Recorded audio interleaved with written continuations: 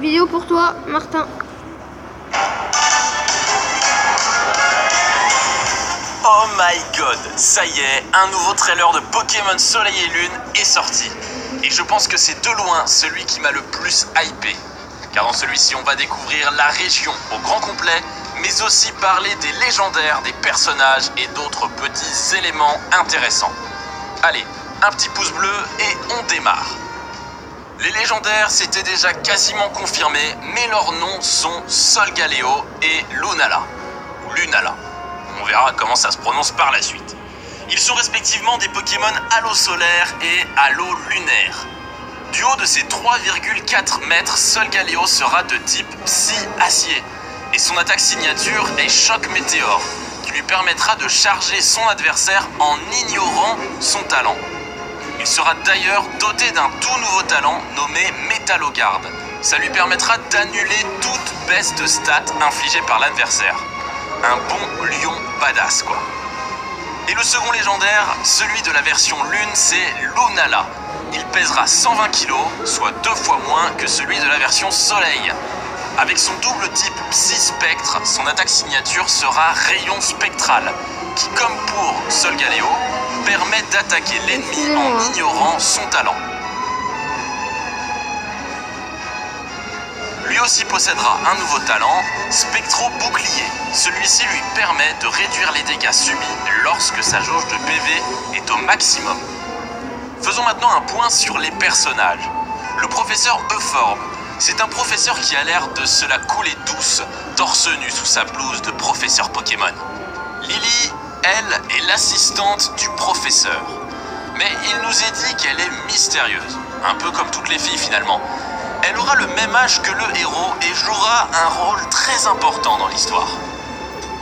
Tilly, lui, est un garçon qui adore manger, surtout des malasada, je sais pas exactement, la spécialité culinaire locale. Il adore les combats Pokémon et aura lui aussi le même âge que le héros.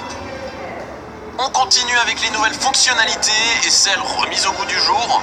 Vous connaissez forcément le Pokédex, eh bien faites place au Motisma Dex, un Pokédex habité par un Motisma. Il sera apparemment là pour guider le joueur dans son périple, en lui rappelant les lieux vers lesquels il doit se rendre. Dans la vidéo japonaise du Pokédex, on peut noter que le Pokédex risque fort d'être divisé en zones, c'est même quasiment sûr, comme dans Pokémon X et Y. Sur cette image, par exemple, on voit en haut le compteur global de capture de la région, qui est ici de 1, et en bas 4 cases pour les 4 zones, probablement chaque île de la région, mais on verra ça après.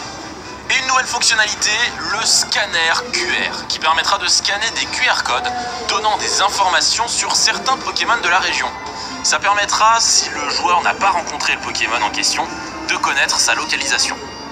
Sinon, on nous a refait un topo sur la personnalisation en nous expliquant qu'on pourrait être une fille ou un garçon et que l'on pourrait personnaliser notre apparence. Mais le plus intéressant, ce sont les artworks de ces personnages.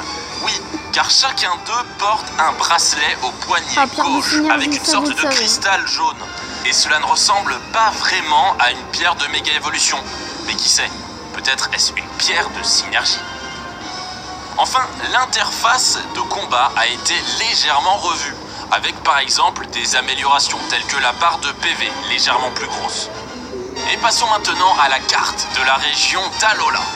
Elle nous a été montrée brièvement dans le trailer, mais le communiqué de presse qui accompagne ce nouveau trailer comprenait un artwork de pas moins de 14 000 par 10 000 pixels. Et quand j'ai vu ça, mon premier réflexe a été de zoomer pour voir ce qu'on pouvait découvrir. Mais cela ne sera pas l'objet de cette vidéo car ça mérite un traitement un petit peu plus analytique. Contentons-nous pour le moment de remarquer que 4 îles principales composent la région d'Alola, avec une espèce d'île artificielle au milieu d'ailleurs. Personnellement, je suis super étonné par la diversité des paysages. On passe de la montagne à la mer en un seul coup d'œil, et les villes ont toutes l'air d'avoir un charme et une histoire bien particulière. Du coup, ce que je vous propose, c'est qu'on se retrouve samedi pour une analyse en détail de cette carte qui, je pense, réellement va nous en apprendre beaucoup sur Pokémon Soleil et Lune. Voilà, ce flash info est à présent terminé. J'ai essayé de faire précis, concis Merci de l'avoir suivi, n'hésitez pas à laisser un petit like et moi je vous laisse avec le trailer, cette fois sans interruption et sans analyse de ma part. Allez, à plus.